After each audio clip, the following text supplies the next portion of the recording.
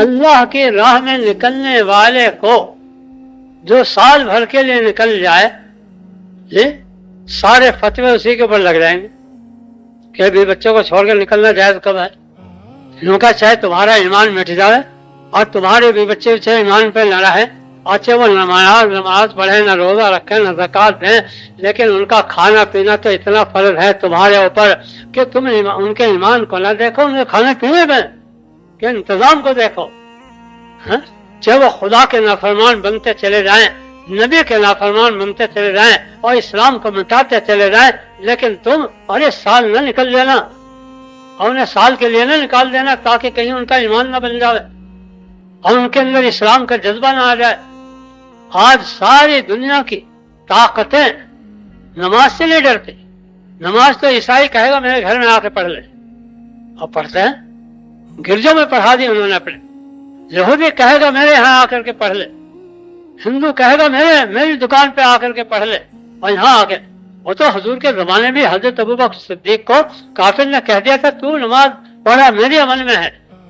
ابو بغلا نے تمہاری نماز کا ہمیں کوئی ڈر نہیں. ساری دنیا کے کافر یہ کہہ رہے ہیں نہ ہم تمہاری نماز سے ڈریں، تم نماز پڑھو اور تم روزہ رکھو اور تم زکوٰۃ دو اور تم حج کرو، بلکہ حج کے لیے ہم تمہیں اپنے ہوائی جہاز دیں گے کرائے پر، اور زکوٰۃ تقسیم کرو گے تو ہم تمہیں رہنمائی کریں گے کہ ہمارے محلے میں کچھ مسلمان غریب بسے ہوئے ہیں، اور روزہ رکھے گو تو ہم تمہارے اپنی دکان میں تمہیں کھانا دے دیں گے، سحری کھانے کو اور افطار کرنے کو.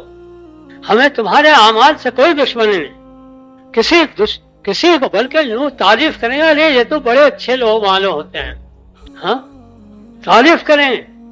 لیکن دعوت جو ہے بس اس سے ہے سارا ڈر کہ یہ ہمارے باطل کو حق سے بدل دیں گے.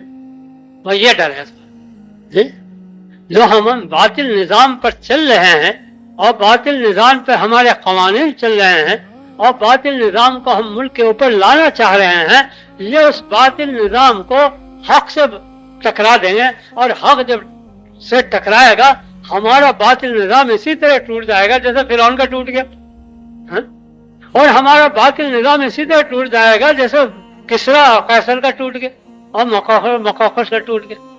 بس سارا ڈر دعوت کا ہے، دعوت سے ڈرتے ہیں اور کسی اسلام کے اعمال سے نہیں ڈرتے.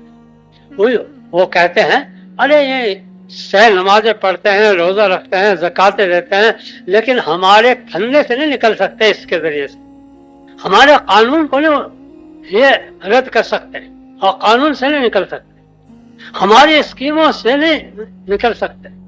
اللہ ان کے ساتھ نہیں ہوگا جو ہے انہیں ہمارے جالوں سے نکال دے. اللہ کی معیت ان کے ساتھ نہیں ہوگی جو ہماری اسکیموں سے بچا دے. لیکن جب یہ داعی بنے ہیں، ارے دعوت تو اللہ دے رہا ہے اور یہ اللہ کی طرف دعوت دے رہے ہیں. اللہ یدعو الی دار السلام، دعوت اللہ دے رہا ہے، نماز نہیں پڑھ رہا، روزہ نہیں رکھ رہا، دعوت دے رہا ہے اور اس کو دعوت دینے والا بنا رہا ہے کہ تو اللہ کی طرف دعوت دو.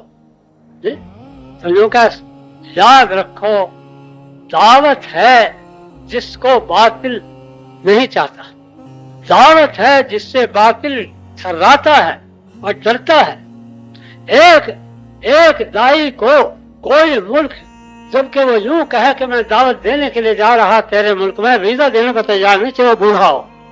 ایک بوڑھے سے بھی ڈرتا ہے سارا ملک اور ساری حکومت کہ یہ بوڑھا جی اگر وہ یوں کہے میں تو کمانے کے لیے جا رہا اور میں تو بھائی اپنے دوستوں سے ملنے کے لیے جا رہا اور آپ کا ملک دیکھنے کے لیے جا رہا اور آپ کی تعریف کرنے کے لیے جا رہا، کہ کوئی ڈر نہیں، آؤ چاہے تم 50 آ جاؤ، نوجوان آ جائیں، کیسے آ جائیں، تم تو ہمارے مزاج کے ہو، ہمارا مزاج لے کر کے آ جاؤ.